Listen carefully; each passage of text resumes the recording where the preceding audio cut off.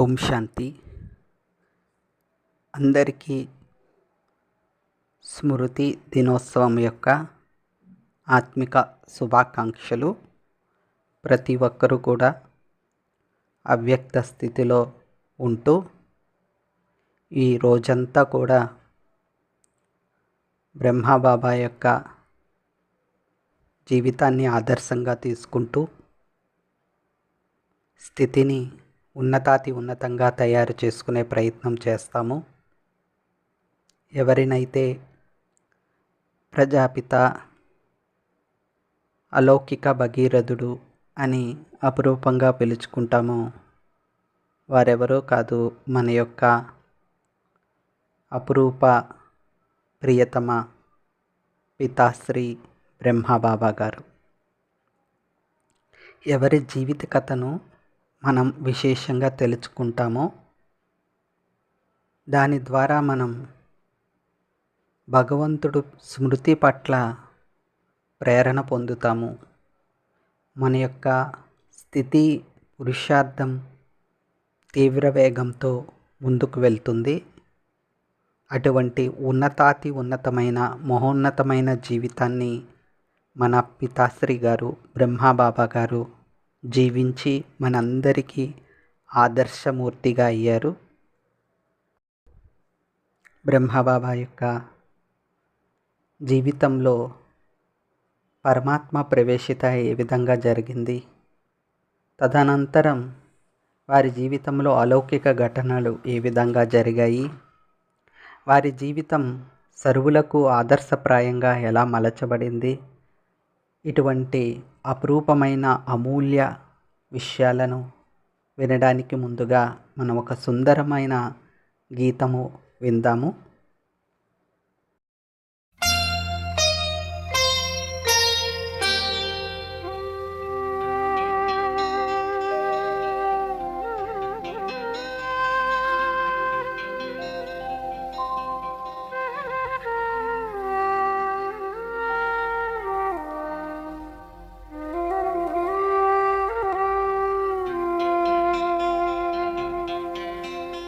तुम तो यही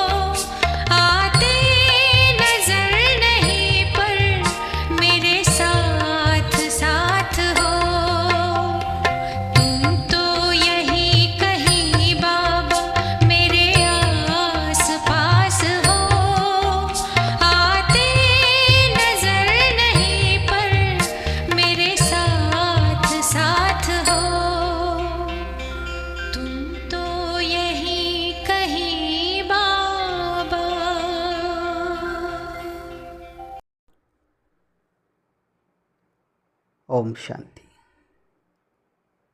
పితాశ్రీ బ్రహ్మబాబా గారి లౌకిక నామధేయం దాదా లేఖ్రాజ్.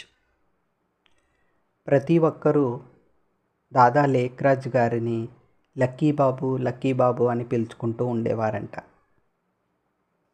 దాదా లేఖ్రాజ్ గారు 1876 సంవత్సరంలో ఇప్పటి పాకిస్తాన్, అప్పటి సింధు హైదరాబాద్ ప్రాంతంలోని ఒక భక్తుని ఇంట జన్మించారన్నమాట.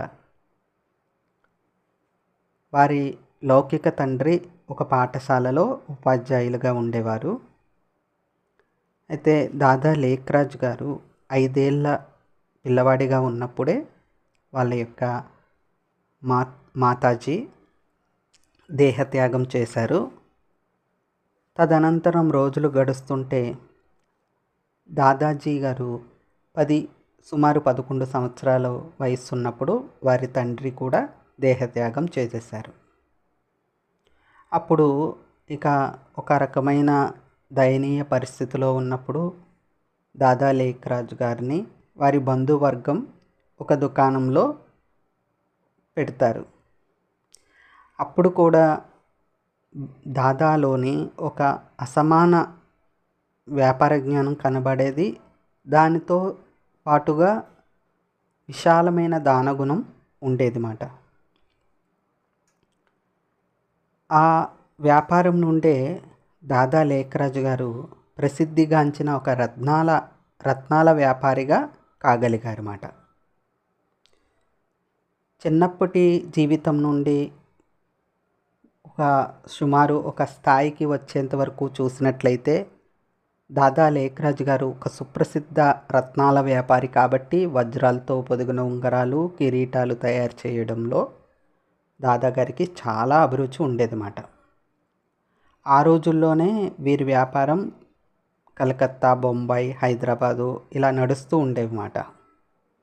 అంటే దాదా ఎంత భక్తి పరాయణుడు, నమ్మకస్తుడు, విశాల హృదయం గలవారు అంటే అప్పట్లో ఉండే సంస్థానాల మహారాజులు కూడా దాదా లేఖ్రాజ్ గారికి తమ సమాన గౌరవాన్ని ఇచ్చి అతిథి సత్కార్యాలు చేసేవారన్నమాట. అంటే భక్తి చేస్తూ లౌకికంలో అంటారు కదా, సర్వే జన సుఖనో భవంత అని.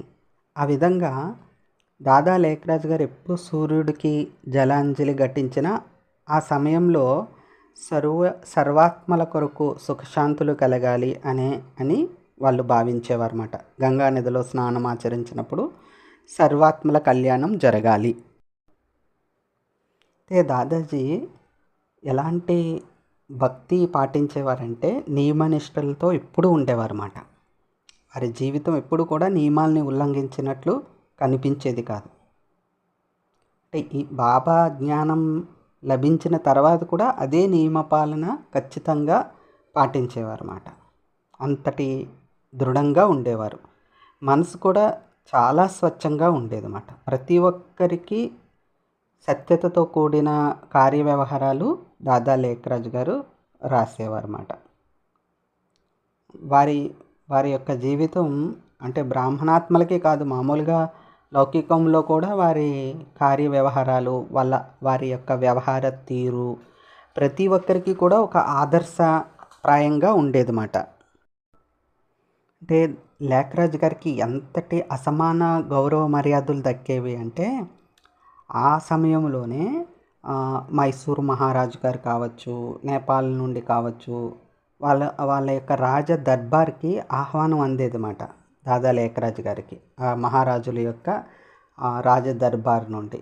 అంతేకాదు ఈ వజ్రాలు నగలను తీసుకుని డైరెక్ట్గా అంతఃపురంలోకే ప్రవేశం కలిగేటంతగా అవకాశం ఉండేది దాదా లేఖ్రాజ్ గారికి. అంటే సహజంగా ఎవరిని రానివ్వరు కదా అంతఃపురంలోకి, కానీ ఆ లేఖ్రాజ్ గారి మీద ఉండే గౌరవము, నమ్మకము ఆ విధంగా అంతఃపురంలో కూడా రాజమాత వాళ్ళు ఉండే గదుల్లోకి కూడా వెళ్ళి ఆ వజ్రాలతో పొదిగిన బంగార ఆభరణాలను కూడా చూపిస్తూ ఉండేవారన్నమాట. అంతటి నమ్మకస్తులు లేఖ్రాజ్ గారు.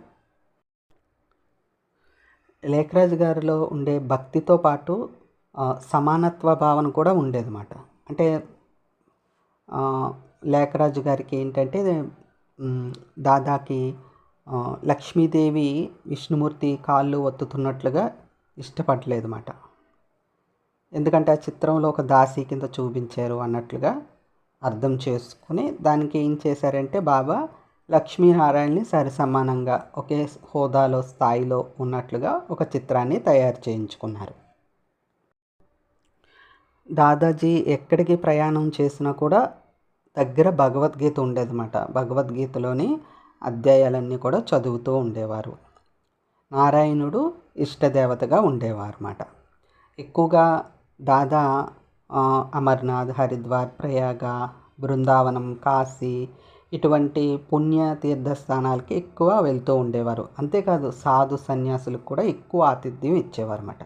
అప్పట్లోనే 12 మంది గురువుల్ని సంపాదించేవారు దాదా లేఖరాజ్ గారు. ఇదే ఉదారమైన దానగుణం కూడా కలిగి ఉండేవారు అన్నమాట.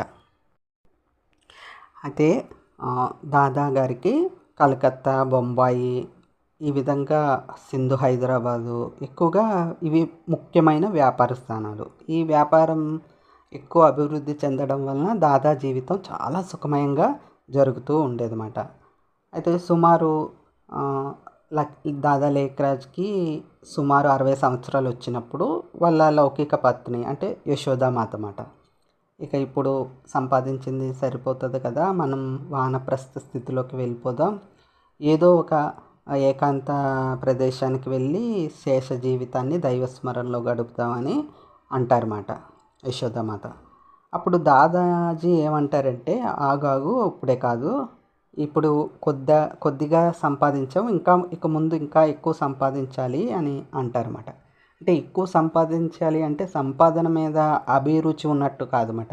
ఎక్కువ సంపాదిస్తే ఇంకా అనేక మందికి సహాయం చేయొచ్చు, దానం చేయొచ్చు అన్న శుభ కోరికతో ఇంకా ఎక్కువ సంపాదించాలి, అప్పుడే వ్యాపారానికి స్వస్తి పలకకూడదు అని దాదా లేఖరాజు యశోదామాతతో అంటారన్నమాట.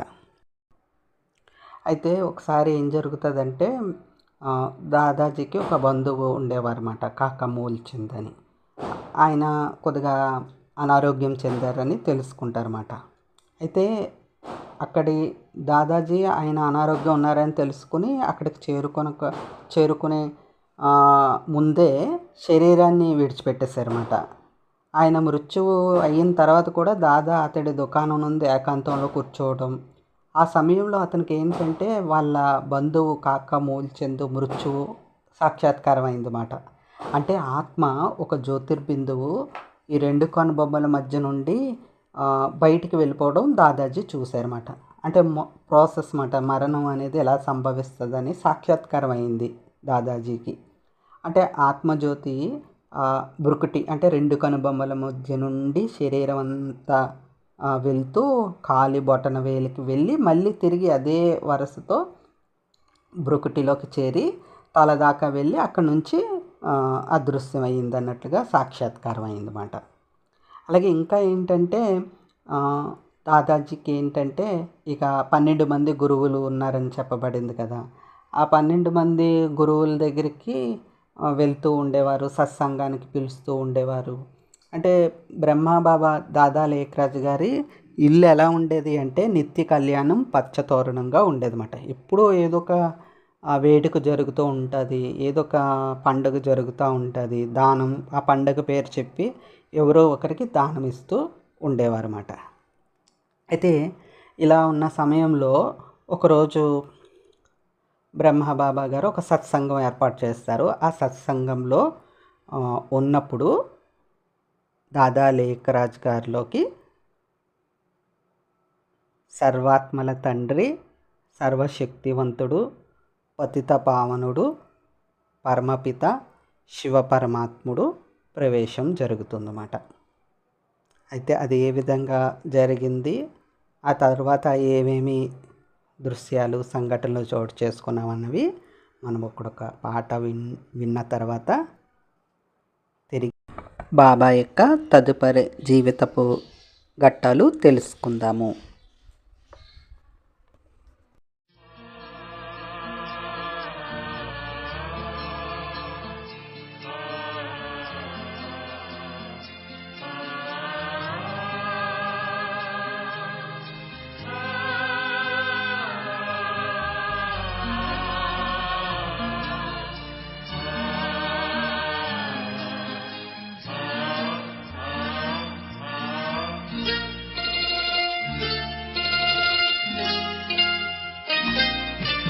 मेरे ब्रह्मा बाबा मधुबन के माली, तुम्हें याद करती ये बगिया तुम्हारी। मेरे ब्रह्मा बाबा मधुबन के माली, तुम्हें याद करती ये बगिया तुम्हारी। महका रहे हैं जग के चमन को, हम फूल तेरे हैं कलियां तुम्हारी। मेरे ब्रह्मा बाबा मधुबन के माली, तुम्हें याद करती ये बगिया तुम्हारी। मेरे ब्रह्मा बाबा।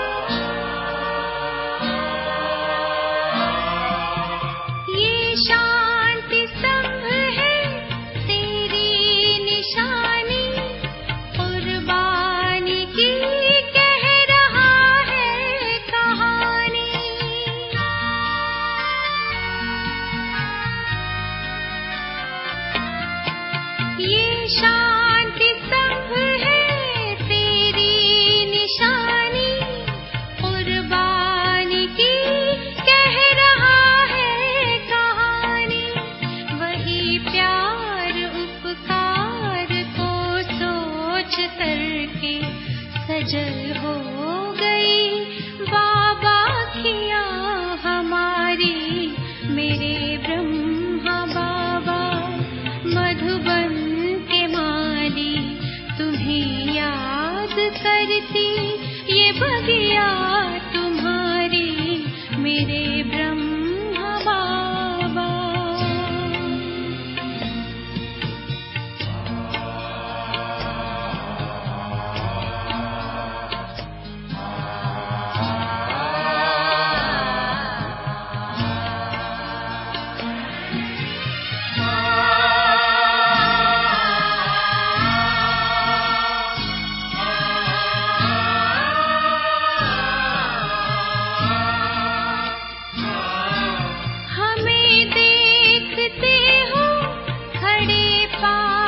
कब से अव्यक्त होते भी हो साथ सबके।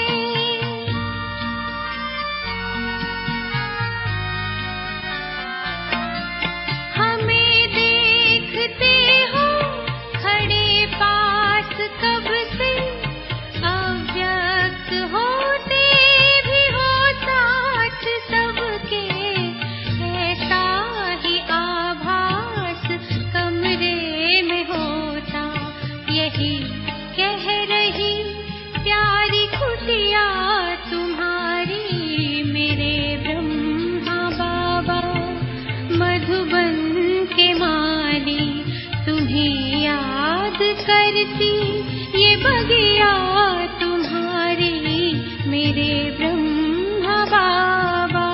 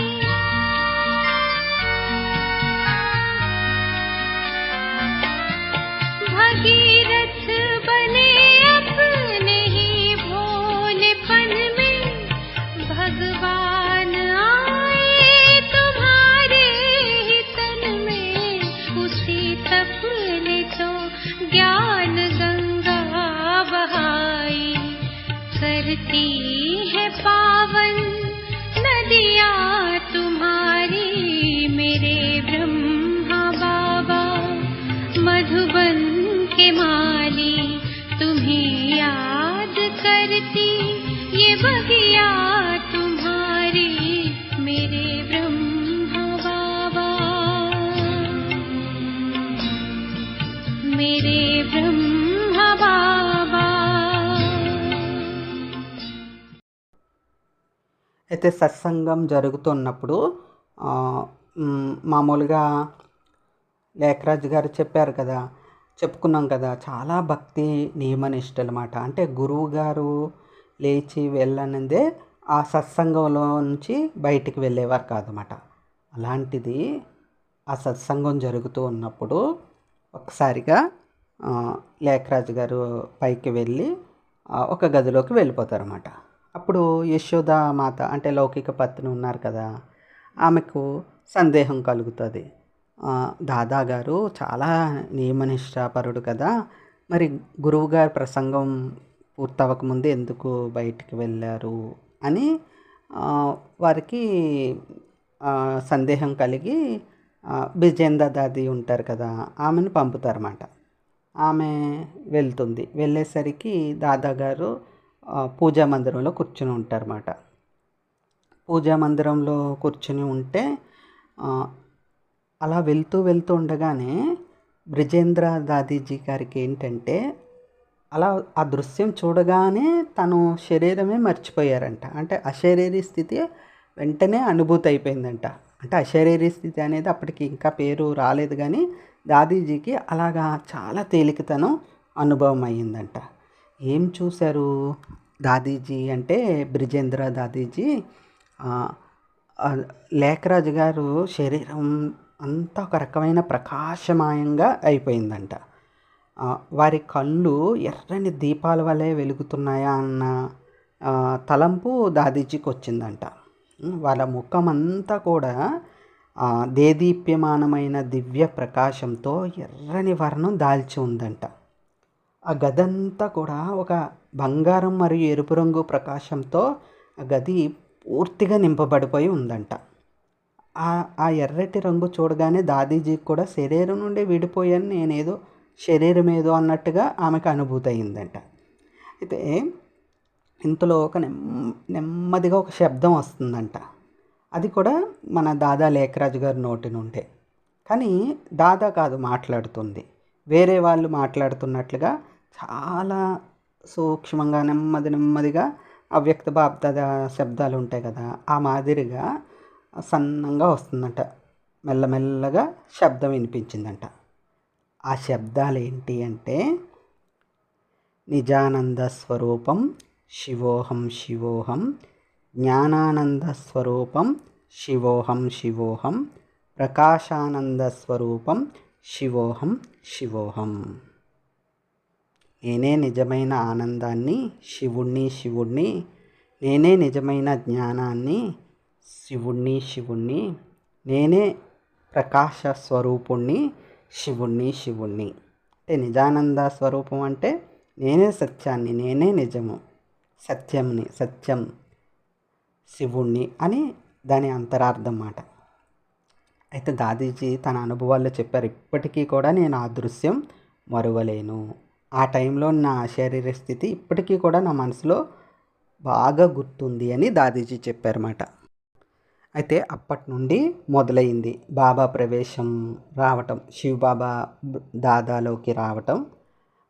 అయితే ఇదంతా ఒక్క 2-3 రోజుల్లో అయిపోయింది కాదన్నమాట. అంటే బ్రహ్మబాబాకు కూడా అర్థమయ్యేది కాదు, ఏంటి శక్తి, ఏదో శక్తి నడిపిస్తుంది అని అనుకునేవారంట. అంటే ఆ ఊర్లో పలానా వాళ్ళు వచ్చి మాకు శ్రీకృష్ణుడు కనబడ్డారు, మీ దగ్గరికి వెళ్ళమన్నారు, మాకు ఒక జ్యోతి కనిపించింది, మీ దగ్గరికి వెళ్ళమన్నది అని చెప్తూ ఉండేవారన్నమాట. అప్పుడు బ్రహ్మబాబాకి ఆలోచన వచ్చేది, ఎవరు ఆ జ్యోతి, శ్రీకృష్ణుడు ఎవరు సాక్షాత్కారం చేయిస్తున్నారు అని అనిపించేది అన్నమాట. అప్పుడు దాదా ఏం చేసేవారంటే తీర్థయాత్రలకు వెళ్ళేవారు. తీర్థయాత్రలకు వెళ్తూ ఉన్నప్పుడు అక్కడ విష్ణుమూర్తి కనిపించి అహం తతత్వం అని అనేవారు అన్నమాట. అంటే నీవే నేను, నేనే నీవు. దీని అర్థం కూడా అంత త్వరగా అర్థం కాలేదన్నమాట దాదాజీకి. నెమ్మదిగా అప్పుడు కలకత్తా వెళ్ళి కొద్దిగా రెస్ట్ తీసుకుందామని కలకత్తా వెళ్ళి ఒక ఉద్యానవనంలో కూర్చున్నప్పుడు దాదా లేఖరాజు గారికి ఒక కంటిలో భయంకరమైన మహావినాశనం కనిపించిందట. అంటే పెద్ద పెద్ద భవనాలన్నీ ఒక్కసారిగా 30 అంతస్తుల భవనాలు సుమారు కూలిపోతున్నట్లుగా, భూకంపాలు జరుగుతున్నట్లుగా, అగ్ని ప్రమాదాలు, అగ్ని పర్వతాలు పేలుతున్నట్లుగా, రోకటిల పోటు లావంత వర్షపు చినుకులతో కూడిన వర్షం పడుతున్నట్లుగా భీకరమైన వినాశన దృశ్యం కనిపించేసరికి అప్పుడు దాదాగారు అనుకున్నారట, నేను ఎంత భక్తి చేశాను, దానం చేశాను, కానీ నాకు ఇలాంటి అనుభవం అయ్యిందేంటి అని ఒక చింత మొదలయ్యే లోపల మరొక కంటిలో ఏంటంటే బంగారు భవనాలు, ఆవు పులి ఒకే రేవులో వెళ్ళిపోవటం, తిరగటము, సుఖశాంతులతో కూడిన దేవీ దేవతలందరూ రాస్ చేయటం, ఎంతో హ్యాపీగా ఉన్న మరొక ప్రపంచం కనిపించిందంట. ఇదేంటి ఇలా కనిపిస్తుందని అనుకునేసరికి అప్పుడు ఒక అవ్యక్త వాణి, ఒక ఆకాశవాణి అన్నట్లుగా, అది నీవే ప్రజాపిత బ్రహ్మవు, నీ ద్వారానే ఇప్పుడు అటువంటి సుందరమైన ప్రపంచం తయారు కాబోతున్నది, దీనికి నీవే నిమిత్తుడువు, నీకు అలౌకిక నామంగా ప్రజాపిత బ్రహ్మ అని అప్పుడు ఆ వాణి చెప్తుందన్నమాట. అప్పటి నుంచి దాదా లేఖరాజ్ గారు బ్రహ్మబాబాగా అయ్యారన్నమాట. ఇక అప్పటి నుంచి అంతర్ముఖి స్థితిలోకి వెళ్ళిపోయేవారట. వ్యాపారానికి స్వస్తి చెప్పేశారు. ఆ వ్యాపారానికి స్వస్తి చెప్పి పూర్తిగా ఈశ్వరీయ సంలగ్నతతో ఈశ్వరుడి స్మృతిలో ఉండటం ప్రారంభించారన్నమాట. అప్పటి నుంచి యజ్ఞం ప్రారంభమైంది. అప్పుడు తన యొక్క స్థిర చరాస్తులన్నిటినీ మొత్తం సమస్త సామాగ్రిని కూడా ఈశ్వరార్పణం చేసేసారన్నమాట. 8 మంది మాతలను ఒక ట్రస్ట్గా పెట్టి ఓం మండలి అని ఏర్పాటు చేశారన్నమాట, సత్సంగం. అయితే ఇదంతా సంక్షిప్తంగా మనం చెప్పుకోవడం జరుగుతుందన్నమాట. అలాగ బ్రాహ్మణ వస్తలో వస్తూ ఓం రాధ అని, రాధ మమ్మ మాట, మమ్మ యొక్క లౌకిక నామం రాధ మాట. ఆమె రావటము, ఆమె ఏమో ఓంకారం చేయటం వలన ఆమెకు ఓం రాధ అనే పేరు వచ్చిందన్నమాట. ఇలా యజ్ఞము వృద్ధి చెందుతూ ఉంది. ఇది పూర్తిగా మీ అందరికీ బాగా తెలుసు. అయితే బాబా జీవన చరిత్ర ఎంత చెప్పుకున్నా తరగదన్నమాట. మనం సంక్షిప్తంలో చెప్పుకుంటున్నమాట. అంటే పరిస్థితులు ముందు బాబా అంటారు కదా సాకారవాణిలో, ఏవైనా పరీక్షలు ముందు నాకే వస్తాయి, ఇంజన్ కాబట్టి అంటారు. మొదట ఎవరికి అనుభవం అవుతుంది? బ్రహ్మబాబా గారికి అనుభవం అవుతుంది. అంటే మనం చూడండి, అవ్యక్తవాణికి సాకారవాణికి అంతరం ఏంటి అంటే, సాకారవాణి ఏంటంటే బ్రహ్మబాబా స్థూల వతనంలో ఉన్నప్పుడు థియరీ, కానీ అవ్యక్తవాణి ఏంటంటే వారు పూర్తిగా బాబా చెప్పిన A to Z జ్ఞానాన్ని అభ్యసించి దాని ప్రారంధాన్ని పొందుకున్న ఆత్మ మాట. అందుకని అవ్యక్తవాణిలు అంత పవర్ఫుల్గా సూక్ష్మంగా ఉంటాయన్నమాట. అయితే ఇప్పుడు అలా మనం కూడా అవ్యక్తం అయిపోయి అక్కడ వతనంలో ఉంటూ పురుషార్థం చేయడం అది కాదు. పూర్తిగా బ్రహ్మబాబా A to Z ఇక్కడ పురుషార్థం చేసి వతనానికి వెళ్ళారు. అంటే బాబా అంటారు కదా, సత్యుగానికి వెళ్ళి పురుషార్థం చేయడం కాదు, ఆ గుణాలు ఇప్పుడే ఈ సంగమయుగంలోనే 84 జన్మల రికార్డు, 21 జన్మల దైవీ జన్మల యొక్క గుణగణాలన్నీ కూడా ఇప్పుడే మీరు నింపుకోవాలి అంటారు కదా. ఆ విధంగా బ్రహ్మబాబా యజ్ఞాన్ని తన తపోశక్తితో శివబాబా గారి జతలో ఉంటూ ముందుకు నడిపించారు. మధ్యలో మమ్మ తాలూకా సంఘటన. అంటే ఈ జ్ఞానం ఎలా ఉంటుంది అంటే, వివాహం చేసుకున్న వాళ్ళకి ఈ జ్ఞానంలో రాకూడదేమో అనుకుంటారు కదా. మరి బ్రహ్మబాబా, దాదా లేఖరాజు, యశోదామాత మరి వివాహం చేసుకుని ఉన్నారు. కేవలం అంటే కుమారీలు ఈ జ్ఞానంలో నడవలేరేమో అనుకోవడానికి ఉదాహరణగా మమ్మాని నిలబెట్టారు అన్నమాట. అంటే ప్రతి సంఘటన కూడా యజ్ఞంలో కనిపిస్తుంది, ఒక ఇన్స్పిరేషన్ వస్తుంది అన్నమాట. అంటే మనకి నిత్య జీవితంలో వచ్చే సమస్యలన్నిటికీ పరిష్కారాలు ఎక్కడ కనిపిస్తాయి అంటే బ్రహ్మబాబా గారి జీవన చరిత్రలోనే కనిపిస్తాయి. అందుకనే పరమాత్మ శివుడు ఎవరిని ఉదాహరణమూర్తిగా చేశారు అంటే ప్రజాపిత బ్రహ్మబాబా గారినే. మనకు వచ్చే సమస్యలన్నిటికీ ఒక డిక్షనరీ అనుకోవచ్చు, ఒక కంప్యూటరు, గూగుల్ సెర్చ్ అనుకోవచ్చు. ఏదైనా సరే మనం బాబాని ఆదర్శంగా తీసుకుంటే ప్రతి దానికి సమాధానం దొరుకుతుందన్నమాట. అయితే ఇప్పుడు జనవరి 18, 1969లో జరిగిన విశేష ఆఖరి ఘట్టం గురించి మరిన్ని వివరాలు చర్చించుకునే ముందు బ్రహ్మబాబా గారి స్మృతినిప్పించేటటువంటి ఒక సుందర గీతాన్ని బాబా స్మృతిలో విందాము.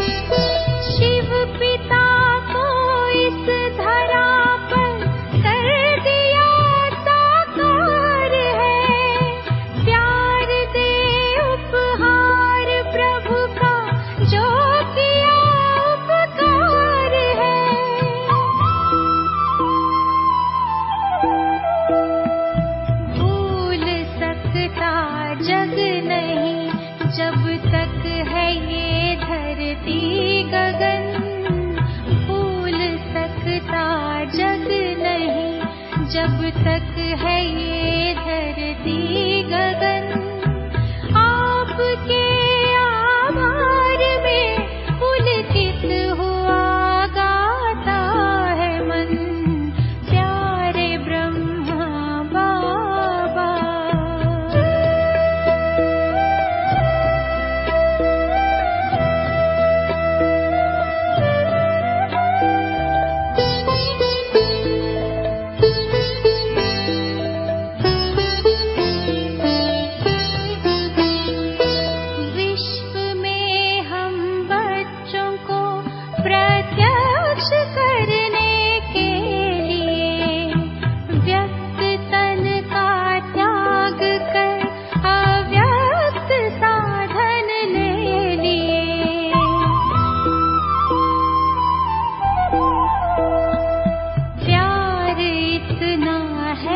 वतन से अब भी होता आगमन, प्यार इतना है वतन से अब भी होता आगमन, आपके आभार में पुलकित हुआ गाता है मन, प्यारे ब्रह्मा बाबा।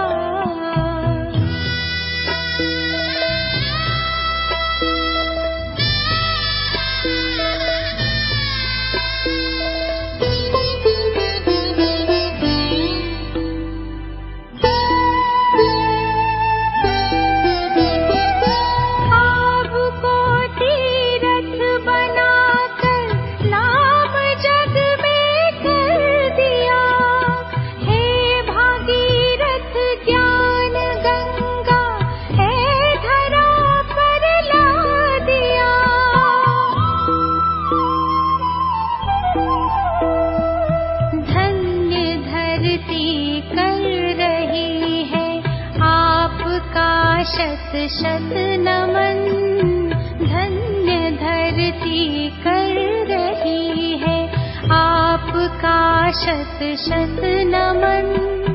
आपके आभार में पुलकित हुआ गाता है मन, प्यारे ब्रह्मा बाबा स्वीकारिए श्रद्धा सुमन, प्यारे ब्रह्मा बाबा स्वीकारिए श्रद्धा सुमन।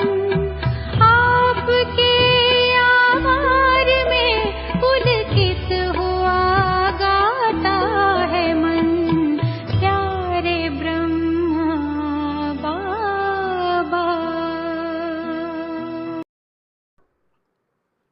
ఓం శాంతి.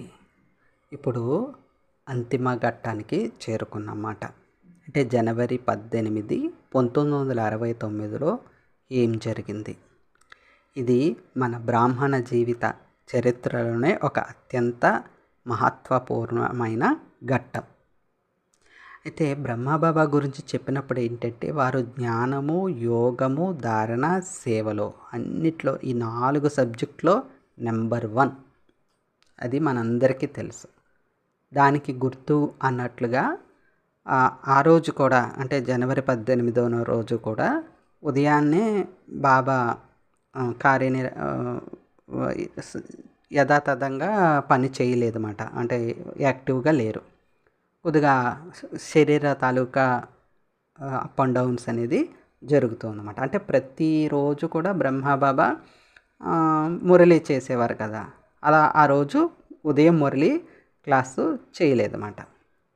అప్పుడు బాబా గారి పరిస్థితి గురించి బ్రహ్మభర్సలందరికీ, బాబా పిల్లలందరికీ తెలియపరచాలి అని అనుకున్నప్పుడు బాబా ఒకటి చెప్పారంట. పిల్లలు, నేను బాగానే ఉన్నాను, మీరేమీ కూడా చింత చేయకండి. బాబా పిల్లలకి అప్పటి నుండే శిక్షణ మొదలు పెట్టారన్నమాట. మమ్మ విషయంలోని శిక్షణ ఇచ్చారు. ఆ రోజు కూడా శిక్షణ ఏం చెప్పారంటే, డ్రామా పైన విశ్వాసం ఉంచండి, డ్రామా పైన స్థిరంగా నిలబడండి అని చిన్న చిరునవ్వుతో చెప్పారంట. ఇంకా ఆ రోజు మామూలుగా మురళీ క్లాసు అక్కడ ఉన్న అక్కయ్యలే చేశారన్నమాట. అయితే అలా ఉదయం గడిచిపోయిన తర్వాత సాయంత్రం ఏం చేశారంటే, బ్రహ్మబాబా ఈరోజు సాయంత్రం క్లాసు బాబా చేస్తారు అని అన్నారన్నమాట. అయితే సాయంత్రం క్లాసు చేయడానికి ముందు బాబా ఏం చేశారంటే, ప్రతి ఒక్కరికి కూడా అంటే ఏదో ఒక సెంటర్ నుండి ఉత్తరాలు వస్తాయి కదా, ఆ ఉత్తరాలకి జవాబులు చక్కగా రాశారంట. బాబా రైటింగు మనకి నెట్లో కూడా ఉంటుంది. సింధీలో రాస్తారన్నమాట. అలా రాశారంట.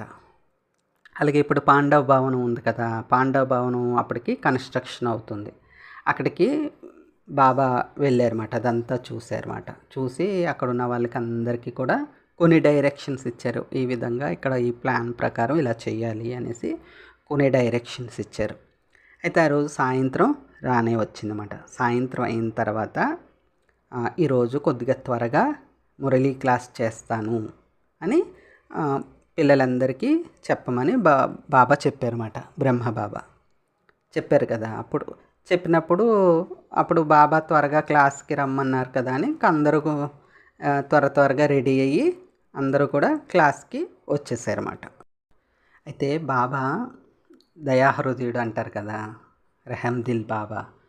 అయితే ఆ రోజు బాబా నుండి వచ్చిన ప్రతి ఒక్క అక్షరం, ప్రతి ఒక్క మాట, ప్రతి ఒక్క వాక్యం మనందరికీ అమూల్య శిక్షణలతో కూడి ఉంటుందన్నమాట.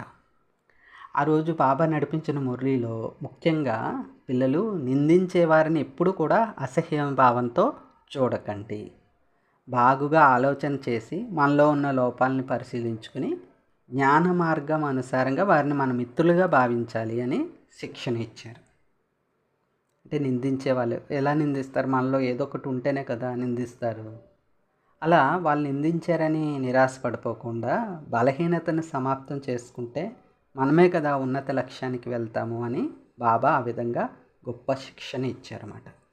ఇంకా సారాంశంలో చెప్పుకోవాలి అంటే, మరి ఆ రోజు సాయంత్రం మురళీ క్లాస్లో ముఖ్యమైన 3 మాటల్ని ఉచ్చరించారు. నిరాకారి, నిర్వికారి, నిరహంకారి. ఈ విధంగా బాబా ఏం చేశారంటే ఆ మురళీ క్లాస్ చెప్పిన తర్వాత నెమ్మదిగా అడుగులు వేసుకుంటూ వారి రూమ్లోకి వెళ్తూ వెళ్తూ 1 నిమిషం ఆగారంట. ఆగిన తర్వాత మళ్ళీ ఒకసారి క్లాస్ వైపు పిల్లలందరి వైపు చూస్తూ ఇక సెలవు పిల్లలు, ఇక సెలవు అన్నారంట. కొంతమందికి అనిపించిందంట, ఏంటి రోజు బాబా ఈ విధంగా అన్నారు, ఇక సెలవు, ఎప్పుడూ అనలేదు కదా, గుడ్ నైట్ అని చెప్పే బాబా వెళ్ళిపోయేవారు. ఇక సెలవు అని చెప్పి బాబా గదిలోకి వెళ్ళిపోయారంట. అయితే గదిలోకి వెళ్ళిపోయిన తర్వాత సుమారు 9:30 ఆ టైంలో అప్పుడు బాబా కొద్దిగా బెడ్ మీద పడుకుని ఉన్నారన్నమాట. బాబా దగ్గర ప్రకాష్ మణి దాది, సందేశి దాది, విశ్వరతన్ దాదా గారు కూడా ఉన్నారన్నమాట ఆ రోజు. అయితే కొద్దిసేపటికి ఏం జరిగిందంటే బ్రహ్మబాబా గారు శరీరం కొద్ది గట్టిగా శ్వాస తీసుకుని వదలడం ఇలా స్టార్ట్ చేశారంట. అయితే స్టార్ట్ చేయగానే వీళ్ళకి కొద్దిగా అలజడి వస్తుంది కదా, మన దాదీకి దాదాకి వాళ్ళకి. అప్పుడు బాబా ఏమో ఒక చేతిని తన ఛాతీపై ఉంచుకొని కూర్చున్నారన్నమాట బెడ్ మీదే. అప్పుడు వెంటనే ప్రకాష్ మణి దాదీజీని పిలిచి దాదీజీ చేతిలో చేయి వేసి ఉంచారన్నమాట. ఒక చెయ్యి ఏమో మామూలుగా హార్ట్ ఉండే ప్లేస్ దగ్గర పెట్టుకున్నారన్నమాట బ్రహ్మబాబా. మరొక హార్ట్ని ప్రకాష్ మణి దాది చేతిలో పెట్టారన్నమాట. అయితే అప్పుడు ఏం జరిగింది, మన అందరికీ తర్వాత విషయం తెలుసుమాట. నెమ్మదిగా బ్రహ్మబాబా గారి యొక్క శక్తి అంతటినీ కూడా ఈ యజ్ఞాన్ని నడిపించడం కోసం ప్రకాష్ మణి దాదీజీ గారిలోకి పూర్తిగా విల్ చేసేసారు బాబా. అంటే చూడండి, మురళీలో అవ్యక్తవాణిలో కూడా చెప్పారు బాబా, యజ్ఞం ఆదిలో అంటే 1936లో ఎలా అయితే తన సమస్త ఆస్తిని, లౌకిక ఆస్తిని, స్థూల సంపదని అర్పణ చేశారో ఈ దాదా బ్రహ్మబాబా, అలాగే అంతిమ సమయంలో అలౌకిక సంపదను ఏదైతే అలౌకికంగా సంపాదించారో దానిని యజ్ఞ వృద్ధి కోసం, ముందు నడవడం కోసం దాది ప్రకాష్ మణి గారికి దృష్టి ద్వారా మొత్తం చేతిలో చేయి వేసి మొత్తం ఇచ్చారన్నమాట. అప్పుడు ప్రకాష్ మణి దాదీజీ ఒక అనుభవంలో చెప్పారన్నమాట. అప్పుడు ఒక కరెంటు ప్రవహించినట్లు అయిందట. ఎక్కడ లేని ధైర్యం వచ్చిందన్నమాట. ఒక రకమైన శక్తి అయిపోయారన్నమాట దాదీజీ. అయితే వెంటనే నెమ్మదిగా బాబా చెయ్యి కూడా పట్టు తగ్గిందన్నమాట. చేతిలో చెయ్యి వేశారు కదా, నెమ్మదిగా చెయ్య పట్టు వదిలిందన్నమాట దాదీజీ చేతిలోంచి. అప్పుడు డాక్టర్ గారికి కబురు పెట్టి అక్కడ ఏవైతే కావాలో అప్పుడు ఎమర్జెన్సీగా కొన్ని ఏర్పాట్లు చేశారు. అప్పుడు డాక్టర్ గారు వచ్చి ఇక చూస్తారన్నమాట. శరీరాన్ని అబ్జర్వ్ చేసినప్పుడు బాబా లేరు, పెద్ద బాబా అంటే ఆల్మైటీ బాబా దగ్గరికి వెళ్ళిపోయారు అని చెప్తారన్నమాట. అంటే యజ్ఞంలో అప్పట్లో శివబాబాని ఆల్మైటీ బాబా, బ్రహ్మబాబాని సాకర్ బాబా అని పిలిచేవారు అన్నమాట.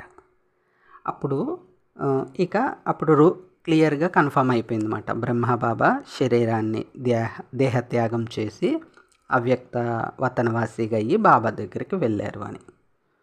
ఇదంతా జరుగుతూ ఉండగా ప్రకాష్ మణి దాది గారు నెమ్మదిగా అందరికీ ఫోన్లు చేసి, ఎవరు డ్రామా గుర్తుందా మీ అందరికీ, బాబా అవ్యక్తమయ్యారు, ఎవరు రావాలనుకుంటే వాళ్ళు రండి, కానీ ఆత్మిక స్థితిలో ఉండాలి, ఎవరు కూడా వాతావరణాన్ని ఇది చేయకూడదు, అంతా ఆత్మీయతతో ఉండాలి అని డైరెక్షన్ ఇస్తారన్నమాట. అంటే ఆ విధంగా ప్రకాష్ మణి దాదీజీ గారికి అప్పటి నుండే అవ్యక్త ప్రేరణ ఇవ్వడం మొదలుపెట్టారన్నమాట బాబా. అయితే చాలామందికి ఒక రకమైన ఇది ఉంటుంది కదా, యాంగ్జైటీ లాగా. ప్రకాష్ మణి దాది గారిని అడిగారంట, బాబా దగ్గర ఉన్నారు కదా, ఆ రోజు మీకు ఎలా ఉంది అని. అప్పుడు దాదీజీ చెప్పారంట, మేము డాక్టర్ని పిలుద్దాము అని అనుకుంటే బ్రహ్మబాబా ఏమన్నారంటే, బిడ్డ డాక్టర్ ఏమి చేయగలడు, నేను సుప్రీం సర్జన్ అయిన శివబాబాతో మాట్లాడుతున్నాను, రండి ఈరోజు చాలామంది పిల్లలు ఉత్తరాలకి జవాబులు రాయాలి అని బాబా రెడ్ ఇంక్ పెన్ వాడతారన్నమాట, ఎర్రటి సిర. ఆ, బ్రహ్మబాబా ఆ ఎర్రటి సిరాతో పిల్లలకి ఉత్తరాలు రాశారన్నమాట, జవాబులు రాశారన్నమాట. అందరి ఉత్తరాలకి బాబా జవాబులు రాశారంట.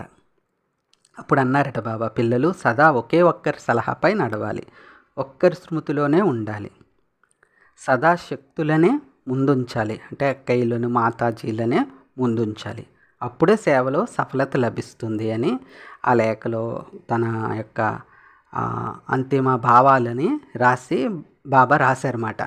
అంటే చూడండి, అప్పుడు బ్రహ్మబాబా ఆ విధంగా అలౌకిక శిక్షణలు ఇస్తూ ఉన్నారన్నమాట పిల్లలందరికీ కూడా. ఆ విధంగా ప్రకాష్ మణి దాదీజీ గారు ఏంటంటే తమ అనుభవం వినిపించారన్నమాట. అంటే డాక్టర్ వచ్చిన తర్వాత చెక్ చేసినప్పుడు బాబా ఇంకా లేరు అన్నప్పుడు తను దాదీజీకి ఒక రకమైన శక్తి వచ్చి, అంటే డిస్టర్బ్ అవ్వకుండా అందరికీ ఫోన్ చేశాను, నేనే చాలా యాక్యురేట్గా ఉన్నాను, ఎవరు కన్నీరు కార్చకండి, బాబా ఎక్కడికి వెళ్ళిపోలేదు, మనతోనే ఉన్నారు, మన జతలోనే ఉంటారు అని దాదీజీ చెప్పారన్నమాట. ఎందుకంటే దాదీ చెప్పారు, ప్రకాష్ మణి దాదీజీ, బాబా తన చెయ్యి నా చేతిలో ఉంచి నాకు ఎంతో ధైర్యాన్ని శక్తిని ఇచ్చారు, అందువల్లే నేను ఇప్పటికీ స్థిరంగా ఉన్నాను, ఇప్పుడు ఏమైంది, ఏమవుతుంది, ఎలా జరుగుతుంది అన్న సంకల్పాలే దాదీజీకి రాలేదంట. ఈ చదువు ఇలా ఆగిపోతుందా మధ్యలో అంటే, అప్పట్లో యజ్ఞాలు సంఘటనలు తెలుసు కదా, రకరకాల మంది ఆటంకాలు వేస్తూ ఉండేవారు. ఈ సంస్థ బ్రహ్మబాబా అవ్యక్తం శరీరం వదిలేస్తే వీళ్ళు ఎక్కడి వాళ్ళు అక్కడికి వెళ్ళిపోతారు, ఇక ఈ సంస్థ క్లోజ్ అయిపోద్దని అనుకునేవారు అన్నమాట. కానీ క్లోజ్ అవ్వడం కాదు కదా, ఇంకా వృద్ధి అయింది. ఆ విధంగా బ్రహ్మబాబా అవ్యక్త ధామానికి వెళ్ళారన్నమాట. ఆ తర్వాత బాబా అవ్యక్త బాప్దాద శివబాబా మరియు బ్రహ్మబాబా సూక్ష్మ దేహధారిగా అయ్యి ఇద్దరు కూడా ప్రీతమ గుల్జార్ దాదీజీ గారిలోకి వచ్చి పిల్లలైన మనల్ని అందరినీ కలుసుకుంటూ ఉన్నారన్నమాట. దానికే మనం అవ్యక్త మిలనము అని అంటున్నమాట.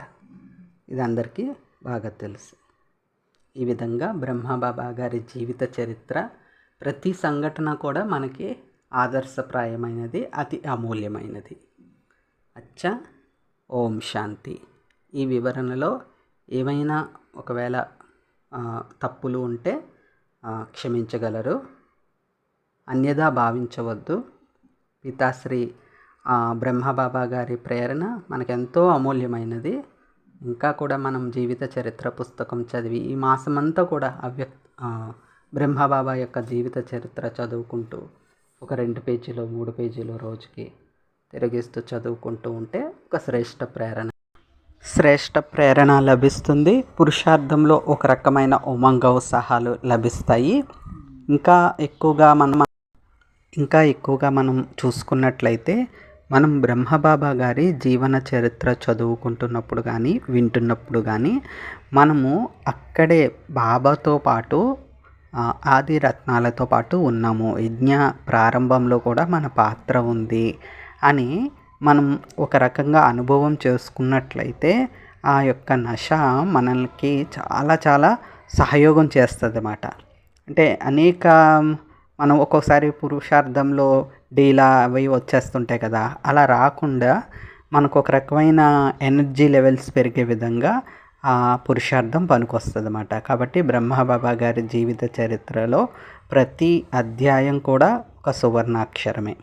మనం బాబాకి ఎల్లప్పుడూ కూడా ధన్యవాదాలు చెప్తూ, బాప్ దాదాకు యాద్ ప్యార్ చెప్తూ మనం పురుషార్థం చేయాలన్నమాట. ఈ కార్యక్రమం మీ అందరికీ ఆత్మికంగా నచ్చిందని భావిస్తున్నాము.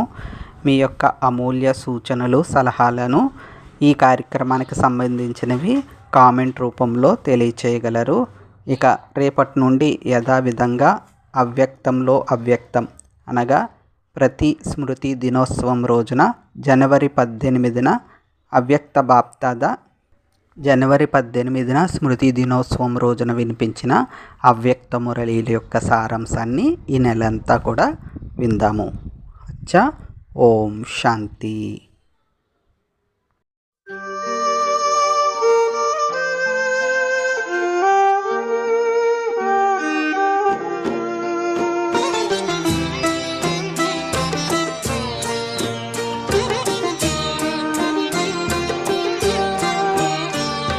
शिक्षा